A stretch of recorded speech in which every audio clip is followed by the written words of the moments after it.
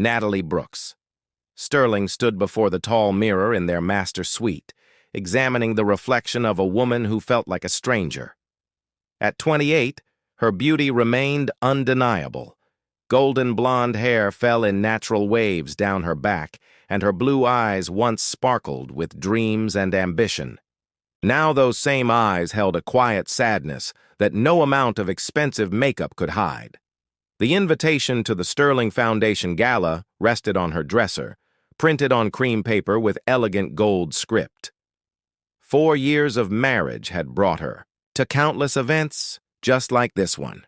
4 years of standing beside Victor Sterling while he networked with investors, closed deals, and built his technology empire into something worth billions. 4 years of being the perfect wife, the silent supporter, the beautiful accessory who knew when to smile and when to fade into the background.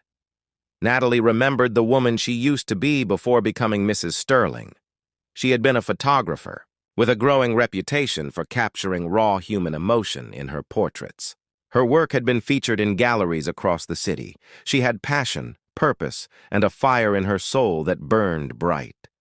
Victor had loved that fire once.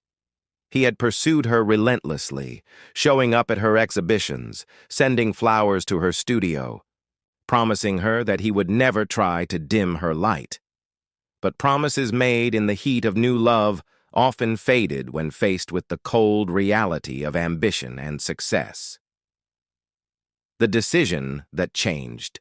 Everything Victor had been consumed by his work for the past 2 years. Sterling Technologies had exploded in value after developing revolutionary artificial intelligence software. Suddenly, Victor was not just successful, but powerful, sought after by every major corporation and government entity in the world. The more successful he became, the less he saw Natalie. Not just physically, though he was rarely home before midnight. He stopped seeing her as a person, as his partner, as the woman he had promised to cherish. She had become invisible in her own marriage. Tonight, Natalie decided, would be different. She walked to her closet and pushed past the conservative gowns that Victor's image consultant always selected for public appearances. Black, navy, beige, all designed to make her look elegant but forgettable. Sophisticated but never attention-grabbing. Hidden in the back, wrapped in protective covering, was a dress she had purchased 3 months ago in a moment of defiance. The dress was crimson red, the color of passion and power. It was made of silk that caught the light with every movement, fitted perfectly to her figure with a neckline that was daring without being inappropriate. The back dipped low and the skirt ended just above her knees, showing off legs that she had forgotten were beautiful. As Natalie slipped into the dress, something shifted inside her. The fabric felt like armor, like confidence, like a declaration that she still existed. She styled her hair in loose curls that cascaded over one shoulder, applied makeup that enhanced her natural beauty instead of hiding behind neutral tones, and stepped into silver heels that made her feel powerful. When she looked at her reflection now, she saw the woman she used to be fighting her way back to the surface. The moment of reckoning, Natalie heard Victor's footsteps in the hallway outside their bedroom. Her heart pounded as she waited for his reaction. The door opened, and Victor walked in, already dressed in his custom-tailored tuxedo, his dark hair perfectly styled, his green eyes focused on his phone screen as always. He was a handsome man, at 36, with sharp features and an athletic build maintained by early morning workouts with his personal trainer. At 6 feet tall, he commanded attention in any room. But lately, all his attention went to screens and spreadsheets, to quarterly reports and expansion strategies. "The car is here. We need to leave in 5 minutes," Victor said without looking up from his phone. "I have 3 calls to make on the way to the venue, so I need you to review the guest list and remind me who the key investors are tonight." Natalie took a breath and stepped forward, her heels clicking on the marble floor. "Victor, look at me." The tone in her voice made him pause. He glanced up from his phone, and Natalie watched as his eyes widened. His gaze traveled from her heels, up the length of her body, taking in the red dress, her styled hair, the confidence radiating from her. His phone hand dropped to his side as he stared at his wife as if seeing her for the first time in years. "What are you wearing?" Victor's voice was tight, controlled, but Natalie detected something underneath. Surprise, certainly, but also something else. Something that looked almost like fear. "A dress," Natalie replied calmly. "Do you like it?" Victor's jaw clenched. "That is not the dress we selected. Claire was supposed to send over the navy gown. I chose this one instead," Natalie said, meeting his eyes directly. "I thought it was time for a change." "A change?" Victor repeated the words slowly, and Natalie could see him processing, calculating, trying to understand why his perfectly controlled wife was suddenly going off script. "Natalie, this is the Sterling Foundation Gala. There will be major investors there, board members, press coverage. This is not the time for you to make a statement." "I am not making a statement," Natalie said quietly. "I am just trying to feel like myself again." Something flickered across Victor's face, but he quickly masked it with his usual expression of calm authority. "We will discuss this later. Right now, we need to leave." As they walked to the elevator, Natalie noticed that Victor kept glancing at her, his expression unreadable. She had worn conservative dresses to 100 events, and he had barely noticed. Tonight, in a red dress that made her feel alive, she had his complete attention. The question was whether that attention would wake him up to what he had been missing, or if it would only last until the next business crisis pulled him away again. The gala where everything shifted, the Sterling Foundation. Gala was held at the Grand Meridian Hotel, a stunning venue with crystal chandeliers and floor-to-ceiling windows overlooking the city skyline. As Natalie and Victor entered the ballroom, she felt the shift in atmosphere immediately. Conversations paused mid-sentence. Heads turned. Eyes followed her movement across the room. For 4 years, Natalie had attended events like this and felt invisible, another wealthy wife in a sea of elegant gowns. Tonight, she felt seen. Men looked twice, their gazes appreciative. Women studied, her with expressions that mixed surprise with respect. Even the waiters seemed to stand a little straighter when they approached her. Victor's hand on her elbow tightened noticeably as Owen Mitchell, one of Victor's biggest business rivals, approached them with a warm smile. Owen was 40, charming, in a polished way, known for his success in venture capital and his reputation as a gentleman. "Victor, wonderful event as always," Owen said, shaking Victor's hand before turning his full attention to Natalie. "And Mrs. Sterling, you look absolutely stunning tonight. That dress is remarkable. The color suits you perfectly." "Thank you, Owen," Natalie replied, feeling a genuine smile cross her face. It had been so long since someone had complimented her with such sincerity. "Victor, you are a fortunate man," Owen continued, and Natalie noticed how Victor's expression hardened almost imperceptibly. "I hope you know how lucky you are." "I am well aware," Victor said, his voice carrying an edge that made Owen raise an eyebrow before excusing himself gracefully. Throughout the evening, the attention continued. Investors asked Natalie about her previous photography career, expressing genuine interest in her work. Several gallery owners approached her, encouraging her to consider returning to exhibitions. For the first time in years, people spoke to her as Natalie Brooks, the artist, rather than just Victor Sterling's wife, and Victor noticed everything. Natalie could feel his eyes on her constantly, watching as other men engaged her in conversation, observing as she laughed and connected with people in ways she had forgotten she could. She saw something building in his expression, something dark and possessive that she had never seen before.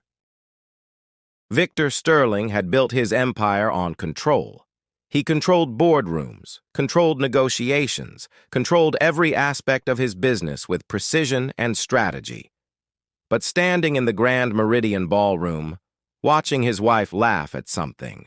Thomas Brennan was saying Victor felt something he had never experienced before. Pure, burning jealousy. Thomas was a successful software developer, young and charming, with an easy smile that made people trust him instantly. He had been talking to Natalie for the past 15 minutes, clearly captivated by whatever she was sharing. Natalie's face was animated in a way Victor had not seen in months, maybe years. Her eyes sparkled, her smile was genuine, and she looked more alive than she had in their entire penthouse. Victor watched as Thomas leaned in closer, saying something that made Natalie laugh. A real laugh that Victor suddenly realized he had not heard in far too long. When Thomas touched Natalie's arm lightly in a gesture that was friendly but familiar, something inside Victor snapped. He crossed the ballroom in long strides, his usual composure slipping as anger and possessiveness flooded through him. Several guests noticed his expression and moved quickly out of his path. "Gentlemen, if you will excuse us," Victor said when he reached Natalie and Thomas, his tone leaving no room for discussion. "I need to speak with my wife immediately." Thomas looked, surprised but smiled politely. "Of course. Natalie, it was wonderful talking with you. I hope we can continue our conversation about photography another time." Victor did not wait for Natalie to respond. He placed his hand firmly on her lower back and guided her through the crowd toward the private balcony that overlooked the city. Natalie did not resist, but Victor could feel the tension in her body as they walked. The truth explodes. The balcony was empty, illuminated only by the city lights below and the soft glow from the ballroom behind them. The cool night air did nothing to calm the storm raging inside Victor. He turned to face Natalie, and for the first time, he truly looked at her. Not as an accessory or an afterthought, but as the woman standing before him with defiance in her eyes. "What exactly do you think you are doing?" Victor demanded, his voice low and controlled but filled with anger. Natalie met his gaze without flinching. "I am attending a charity gala with my husband. What do you think I am doing?" "That dress. The way you have been acting all evening, encouraging all that attention from other men. It is inappropriate, Natalie." The word hung in the air between them like a weapon. Natalie's expression shifted from calm to something harder, something that looked like years of pain finally breaking through the surface. "Inappropriate?" Natalie's voice was sharp, cutting through the night air. "Victor, for 4 years I have dressed how you wanted. I have acted how you wanted. I have made myself invisible to make you comfortable.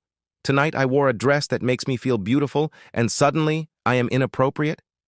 Every man in that ballroom has been looking at you like they have a chance," Victor shot back, unable to stop the words from spilling out. "Like you are available, like you are not my wife. And that bothers you?" Natalie stepped closer, her blue eyes blazing. "The fact that finally, after months of you treating me like furniture, someone might actually see me, someone might find me worth looking at, worth talking to, worth treating like a human being instead of a decoration." The painful revelations, Victor felt like he had been struck. "What are you talking about? I have given you everything. This penthouse, the car, the lifestyle. You have everything you could possibly want." "Everything except you," Natalie whispered, and Victor heard her voice crack with emotion. "When was the last time you really looked at me, Victor? When was the last time we had a conversation that was not about your work or your schedule? When was the last time you kissed me like you meant it? Like I was more than just another obligation on your calendar?" The questions hit Victor harder than any business failure ever had. He opened his mouth to defend himself, to list all the ways he had provided for her, but no words came out. Because deep down, he knew she was right. When had he stopped seeing Natalie as his partner and started seeing her as just another part of his successful life?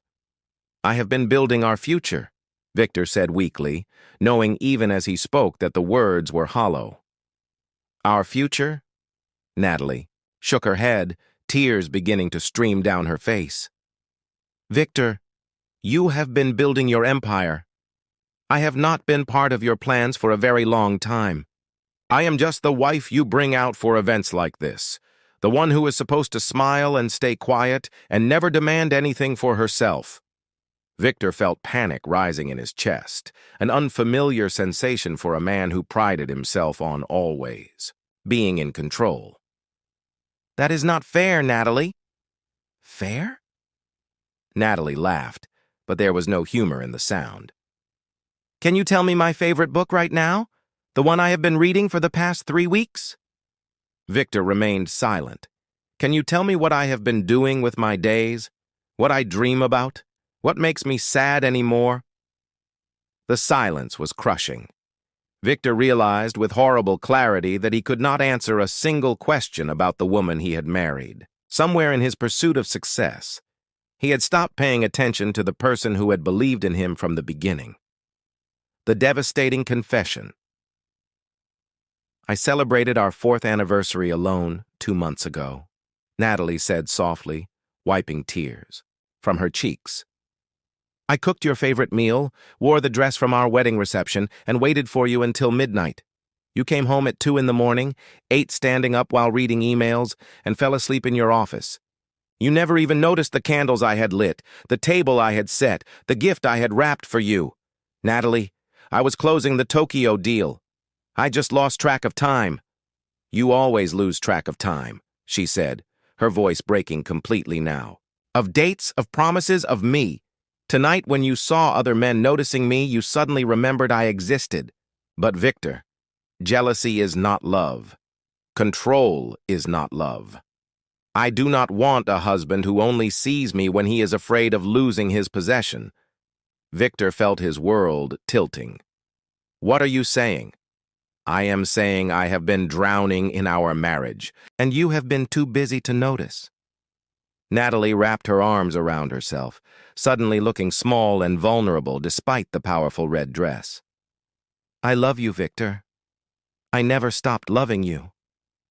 But I cannot keep being invisible. I cannot keep waiting for you to remember that I am here, that I matter, that I am more than just another asset in your portfolio."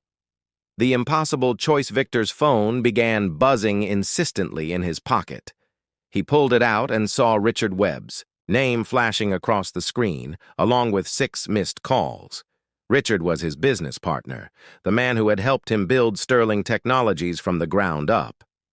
Victor knew that Richard would not call repeatedly unless something was seriously wrong. Against every instinct screaming at him to ignore it, Victor answered. "Victor, where are you?" Richard's voice was tight with stress. "We have a major crisis. The Shanghai investors are pulling out. They discovered irregularities in our financial projections. If this information goes public, our stock price will crash. We are talking about losing billions. You need to get to the office immediately." Victor felt ice flood his veins. "What kind of irregularities?" "The kind that could destroy everything we have built," Richard said urgently. "The kind that could lead to investigations, lawsuits, criminal charges. Victor, this is serious. If we do not get ahead of this right now, tonight, we lose everything. The company, your reputation, your entire empire." Victor looked at Natalie, who was watching him with an expression that broke his heart. She already knew what was happening. She could read it in his face, in his body language, in the way his mind had already shifted from their conversation to the crisis that Richard was describing. "Handle it," Victor said, his voice barely above a whisper. "What?" Richard sounded shocked. "Victor, did you hear what I just said? This cannot wait. I said handle it. I will call you in the morning." Victor ended the call and powered off his phone completely. Natalie stared at him, her eyes wide with disbelief. "What are you doing?" "Choosing you," Victor said, taking her, hands in his. They were cold, trembling slightly. "Choosing us.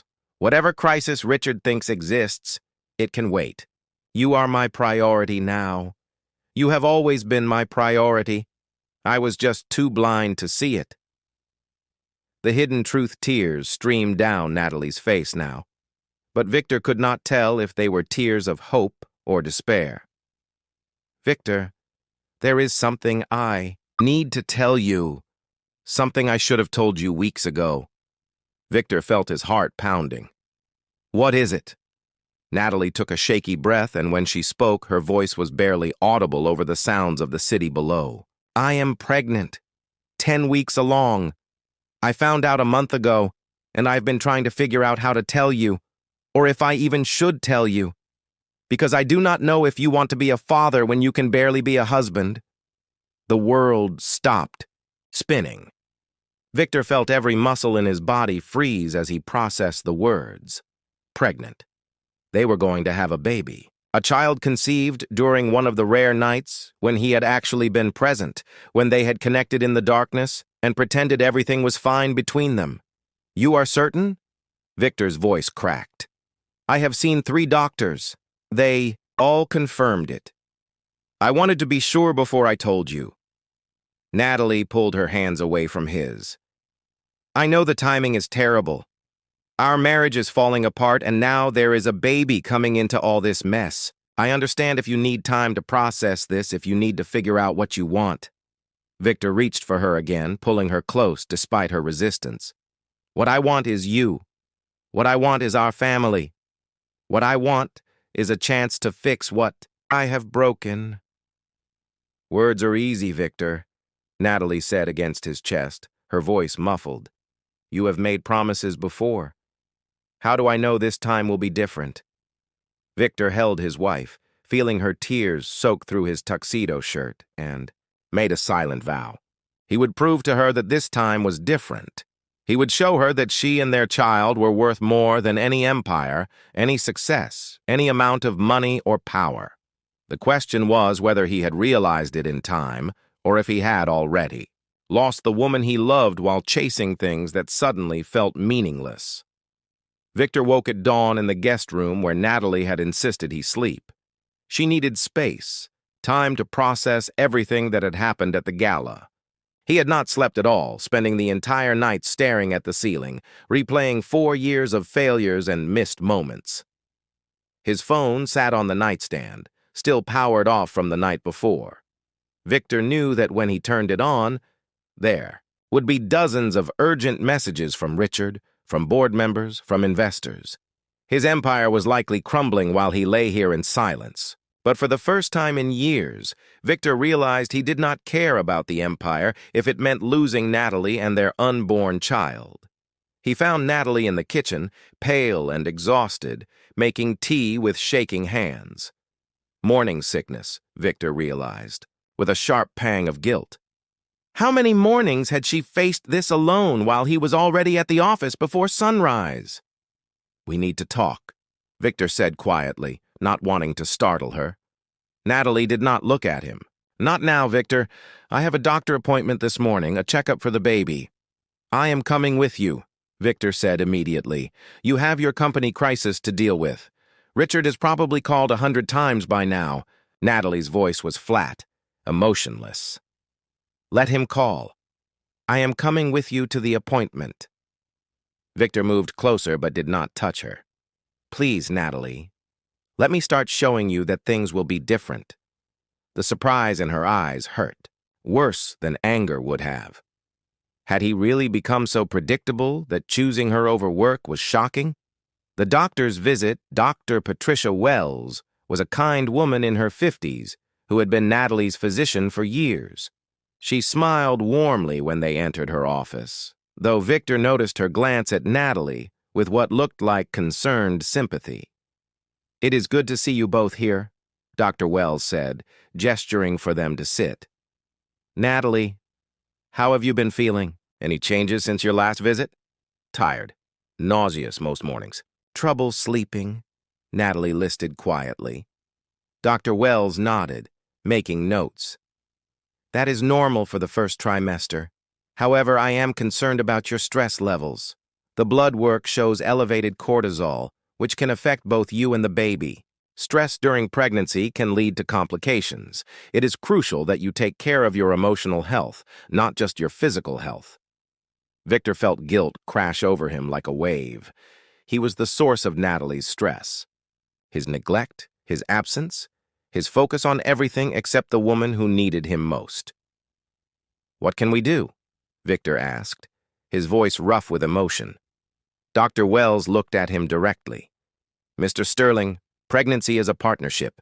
Your wife needs support, presence, and peace. She needs to feel secure and loved.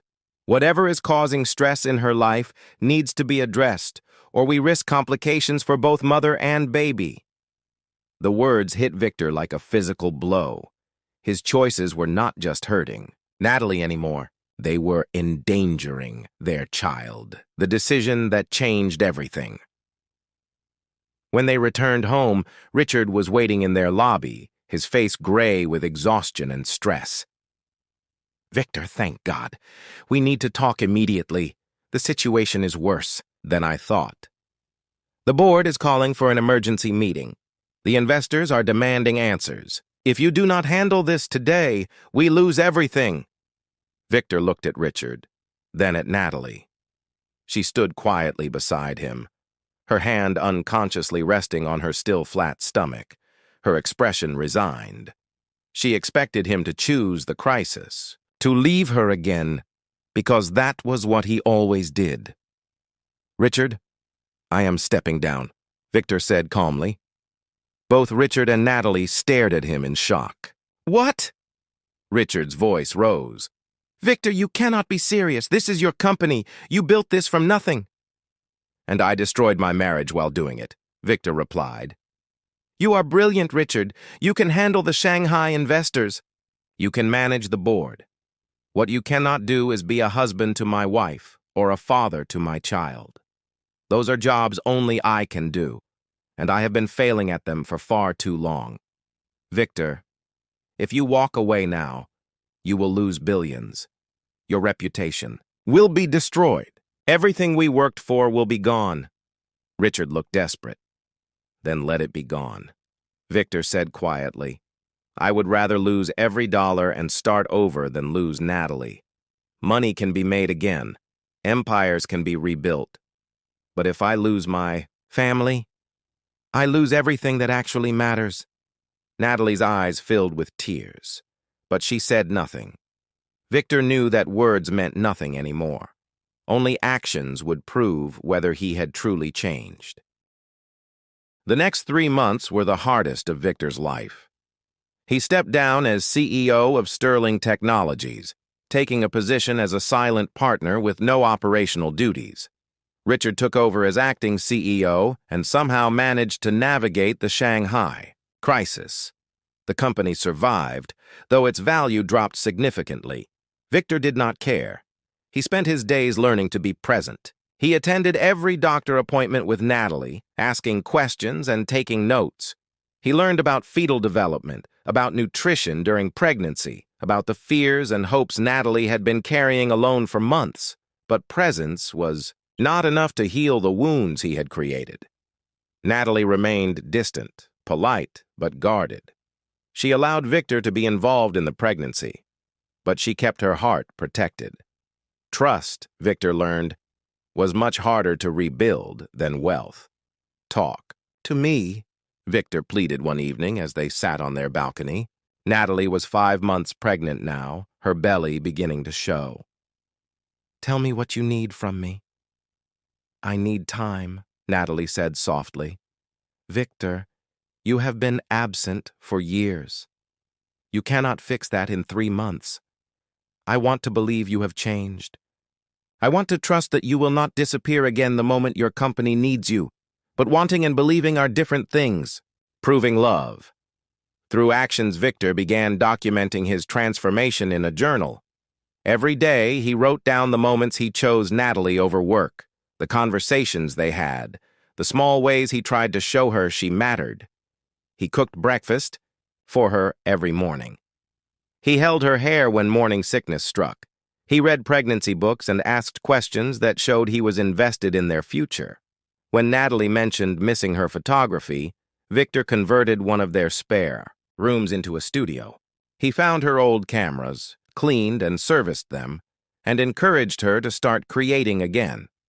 At first, she resisted, but slowly she began spending time in the studio, capturing images of light and shadow, of the city they lived in, of the life growing inside her. Victor never missed a prenatal class, a doctor appointment, or a moment when Natalie needed him. When she woke with nightmares about being alone during delivery, Victor held her and promised he would be there. When she worried about being a good mother, Victor reminded her of her strength, her creativity, her capacity for love. Slowly, gradually, Natalie began to soften. She started reaching for his hand during ultrasounds. She shared her fears and dreams about their baby. She laughed at his terrible jokes and cried during sentimental moments. The wall between them began to crack. The birth of new beginnings. When Natalie went into labor 3 weeks before her due date, Victor was home. He had been home every day for the past 7 months, and he was there to rush her to the hospital, to hold her hand through contractions, to whisper encouragement during the long hours of delivery. Their daughter was born just after midnight, on a Tuesday in early spring. 6 pounds, 3 ounces of perfect tiny humanity with Natalie's blue eyes and Victor's dark hair.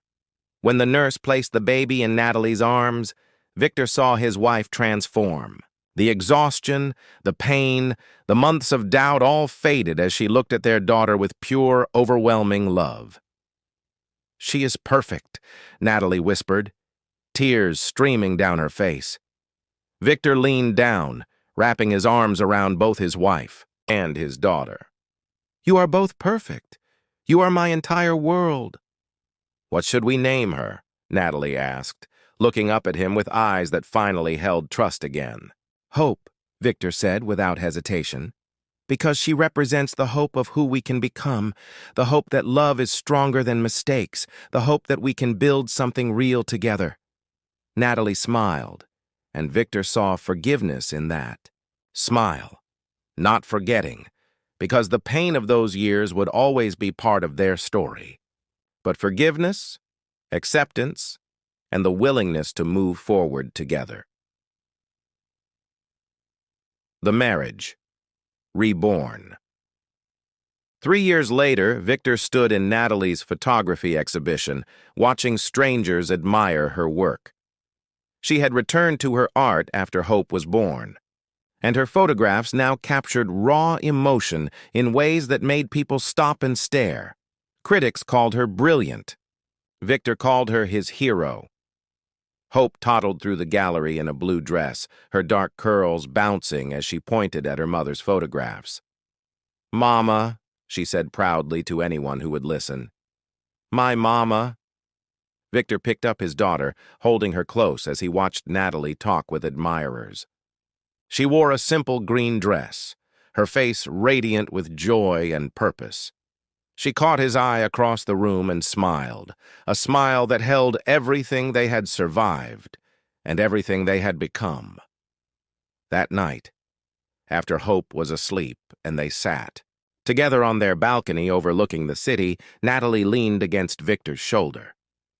"Do you ever regret it, walking away from your company?" "Never," Victor said honestly. "I regret the years I wasted chasing success while ignoring what truly mattered. But I do not regret choosing you and Hope. That was the easiest decision I ever made." Natalie kissed him softly. "I love you, Victor Sterling." "I love you too. And I see you. Every day I see you. I promise I will never stop seeing you." And he kept that promise every single day for the rest of their lives together.